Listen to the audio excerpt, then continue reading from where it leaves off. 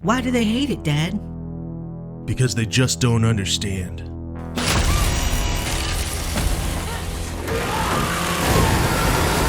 It didn't do anything wrong.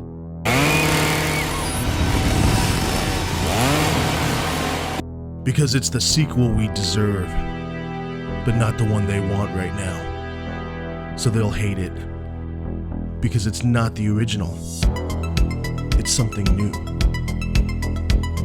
They'll hate it forever. Until the sequel.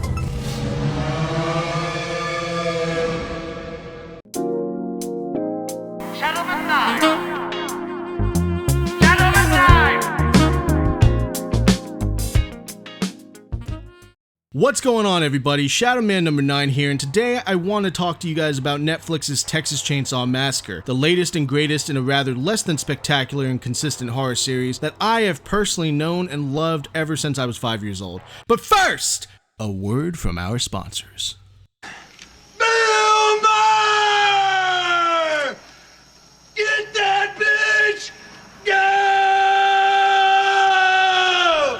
You know, one day I'm gonna cut away and there's actually going to be a sponsor and you guys are gonna fucking flip. Anyway, back to the video. So as I've mentioned previously, I'm a huge horror guy. While my sisters would be watching Disney films like Beauty and the Seven Dwarfs and Snow White and the Beast, me and my dad would be hanging out watching horror movies like Friday the 13th and Phantasm. Now don't mind me, I'm just gonna show my age here with this next statement, but my grandmother would videotape the Sci-Fi Channel for me when I was a kid, and my parents would drop me off at her place for the day, and there I'd watch my favorites, Tales from the Crypt, Castle Freak, and of course on Sci-Fi you had reruns of 1970s Amazing Spider-Man, the Incredible Hulk series. Needless to say, my childhood was pretty kick-ass. But there's one movie that I would watch religiously that heavily outweighed all of the other horror gems. That movie was none other than Tobe Hooper's Texas Chainsaw Massacre Part 2, featuring the beautiful Carolyn Williams and the sadistically brilliant Bill Moseley. It's easily my favorite movie. I've watched it so much that I know the whole movie like the back of my seminal vesicles. Or like the Florida State Seminole vesicles? It's the movie that I would watch if I could only watch one thing for the rest of my life. It's an amazing sequel. I personally like it a lot better than the original, which is probably why I'm able to enjoy the new Texas Chainsaw Massacre, as well as 2013's Texas Chainsaw 3D.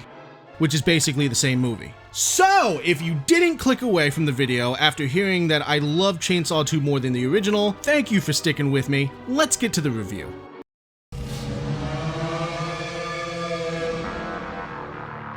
Meet your protagonists, ladies and gentlemen. They are probably the worst thing about the movie, and that's okay, because Leatherface is about to learn these motherfuckers today. These people are the same shitheads that moderate Reddit and police Twitter, calling out everything and anything sexist, racist, misogynistic, you name it, they're against it. But what a lot of people can't seem to understand about this movie is that it's actually written for you to be against these people. Now, believe it or not, and trust me, the quote-unquote die-hard Texas Chainsaw Massacre fans are definitely going to disagree with me on this one, but this movie was written for fans of the original who are much older now and probably do not want to see these kinds of people or their ideals and agenda in their Chainsaw movie. But they're there for that reason. You see, we've always been taught that good triumphs over evil, and Leatherface, no matter how you slice it, is a horror icon. He's an evil guy who does evil stuff. But like George Romero's Night of the Living Dead, whose underlying social commentary begs the question, who are the real monsters, the zombies or us? This movie more or less does the same thing.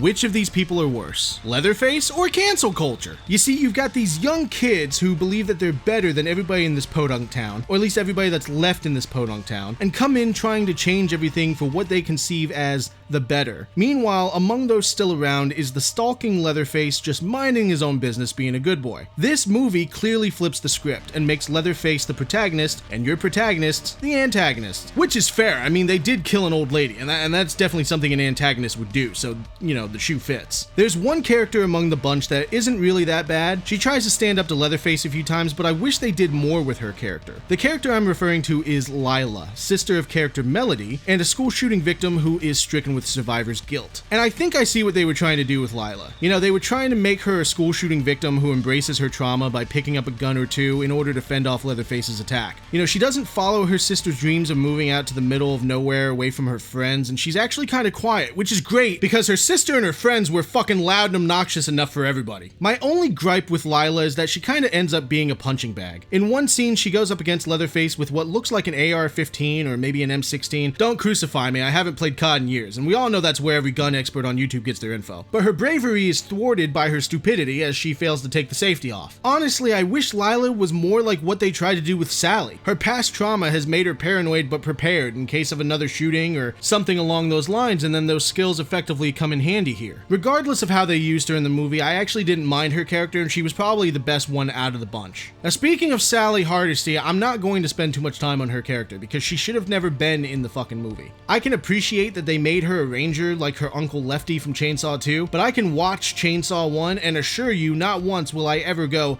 Yep, yeah, she's gonna be a ranger someday. nah, not gonna happen. It just doesn't fucking work. And truthfully, I wasn't crazy about her actress either. Now, she's a good actress. Mandy was an awesome movie, but she was horrible as Sally. She's too manly and tough, and Sally was just never like that. It just doesn't make sense for Sally to evolve into that. I hate to pick low-hanging fruit and even acknowledge the Halloween connection, but fuck it, let's do it anyway. Laurie Strode's character in the first Halloween was always kind of tough. She was reserved, and she always took notice of her surroundings. So when she became a badass paranoid shut-in 40 years later, I was like, Okay, yeah, sure. that makes sense. Sally seems like she would have probably ended up in an asylum after the first movie, which was the case in all of the other Chainsaw sequels. I just don't know why they didn't go with that. No, of course I know why they did it. They did it for the fucking cash grab. Money's a powerful thing, and so is cocaine. Moving on! The one thing to remember going into this movie is that this is Leatherface's movie. This whole event is an isolated incident. It's a singular story that is short, sweet, and to the point, done so in a way as to reintroduce Leatherface to the fans. The movie's main focus is on Leatherface, and its main goal is to bring him back to glory. Needless to say, 2017's Leatherface was an absolute abortion, and nobody seemed to like 2013's Texas Chainsaw 3D. Even though it was the first Chainsaw film to reunite Gunnar Hansen and Marilyn Burns and has one of the best post-Gunnar Hansen Leatherfaces, people just can't seem to get past the cringy dialogue and plot holes. One interesting little tidbit that you may or may not have noticed is Leatherface can actually be seen unmasked multiple times in the beginning of the movie. First, in the scene when Dante goes up to the second floor of the orphanage to retrieve the Confederate flag, we can see Leatherface sitting in the hallway, and once the camera cuts back to the hallway after Dante fails to get the flag, we see Leatherface is gone, and the chair he was sitting on has been altered using human bones. Leatherface again can be seen without his mask as the ambulance takes both he and his adoptive mother away. Just before departing, he gives a harrowing stare to Melody, whom he blames for upsetting his adoptive mother, which ultimately results in her death. It's been noted that a lot of fans do not like that he was unmasked, allowing his face to be blatantly seen. It seems like a smaller detail to nitpick, but I have to agree, I really don't like the fact that I was able to identify Leatherface. I think this is something that Texas Chainsaw 3D did a lot better. They teased a look at his face, giving you a view of his lower jaw, nose, and goatee in a mirror as he was preparing to stitch a mask onto his face, which was also an awesome little addition to his character, which nobody seems to fucking appreciate. In this movie, and like all of the others, Leatherface is a very sympathetic character. His mental state is like that of a young child, and the brutal killings that precede are a direct result of his mother's death driven by his grief. He wears his mother's face so his victims can, no pun intended, face what they've done to her.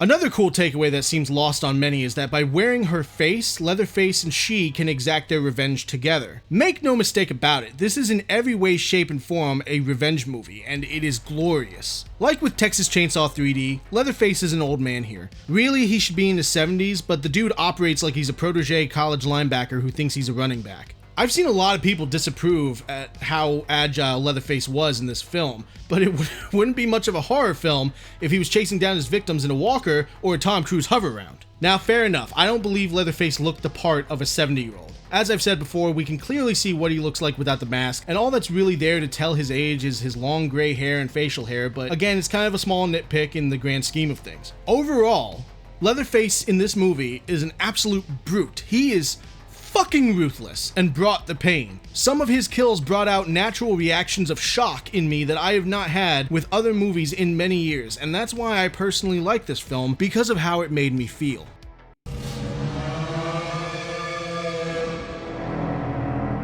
One of the things I've been seeing people bitch about on social media is that this movie either has no story or a horrible story, the story slept with my wife, and all of that other nonsense. And the ironic thing is, neither does the first movie. And when I say the first movie doesn't have a story, I'm saying the movie isn't narrative driven like the fucking Godfather series or Seven. There's a common misconception that the first Texas Chainsaw Massacre was this bloody, gory movie, and the film hardly had any blood in it with the exception of Kirk's death and Franklin's death, as Tom Savini himself has stated. Was the first one pretty gory? No, there was no gore in the first one. They didn't show anything, but the impression was they did. Everything happened behind closed doors. Like the blood and the gore, the movie doesn't really have a lot of story. 5 young friends are taking a road trip across Texas to help Sally and Franklin find out if their family's graves have been disturbed in a recent string of grave robberies. Along the way, they pick up a hitchhiker and wander onto the farm of the hitchhiker's cannibalistic family. That's it. That's it. That's really it. The rest of the movie follows the demise of each character as well as Sally's descent into madness. Is it a story? Yeah, sure is. Yep, totally. But the main focus of the movie is really the family and what these people are doing. You could start the first Chainsaw movie right at the point when Kirk and Pam are looking for the swimming hole, cutting the whole grave robbing subplot, and you'd still have a movie. The new Chainsaw movie is no different. In fact, it's really the first movie on a grander scale. Instead of 5 kids wandering onto the Sawyer property, you've got 4 idiots in a party bus full of SJWs wandering into Leatherface's town. This Chainsaw, unlike previous films, really identifies itself as a slasher. It's been said that Tobe Hooper's first film pioneered the slasher genre, which may very well be, but the 80s really fleshed out what the slasher genre would become and is supposed to be, and Chainsaw, at least to me, never fit that mold. This film, however, is totally different. This movie fits the slasher mold and has the body count to prove it. And with that being said, slashers aren't really known for their narrative. It's not like the main selling point of the movie or anything. Stories in slasher movies have been all over the spectrum, ranging from amazing, like Wes Craven's Scream or Stuart Gordon's Castle Freak, to just fucking awful, like 1989's Dead Pit. A scary and memorable villain, great kills, and a lone survivor is all the slasher genre needs to thrive. Story in a slasher movie is as useful as tits on a bull.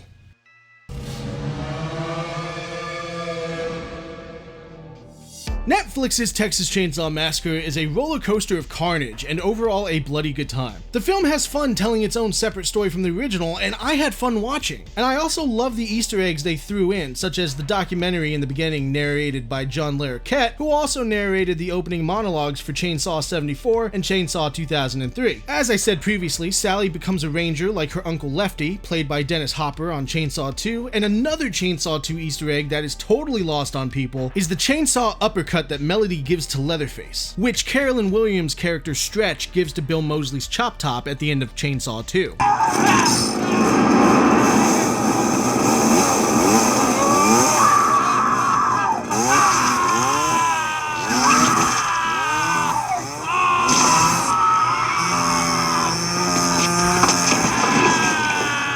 There's a lot of people still stuck in 1974 and unfortunately can't enjoy anything because it doesn't uphold the standard that the original Tobe Hooper classic set all those years ago. If it wasn't for Chainsaw 2 being my first love and introduction to the Chainsaw series, I probably would be like everybody else. But I'm glad I'm not, because I've had fun with the other sequels and remakes, and this movie is no different. I mean, it would be sad to just constantly be offended by each new movie for failing to meet the expectation that it's not an exact duplicate of the original Chainsaw. And how boring to see the same movie over and over again using the same formula. But even if that's not the case, a lot of people can't tell you what would make a better Chainsaw movie, and the reason why is because they don't know. There's no better Texas Chainsaw movie than the 74 release, so why bother making any more? That's their philosophy. There are so many people out there who will tell you that this movie is horrible for the sake of hating it because it's not Chainsaw 74. And it's so crazy because they do the same thing with Michael Bay's remakes, even though the remakes are probably the closest thing we've ever gotten to replicating Chainsaw 74. And I'm sorry, but Chainsaw 2003 is a much more terrifying movie than the original. But because the house is different and the Sawyers are now the Hewitts and Leatherface has a face-eating disease, this movie is automatically denied. So go watch this movie and decide for yourself, because I can only tell you how it made me feel and why it's great for doing that. I can't tell you if you're going to like it, because you might not feel the same way. The only thing I implore is that you do not deny any small feeling of joy that you may receive from this film. Should you have any amount of fun watching Texas Chainsaw Massacre 2022, then you cannot deny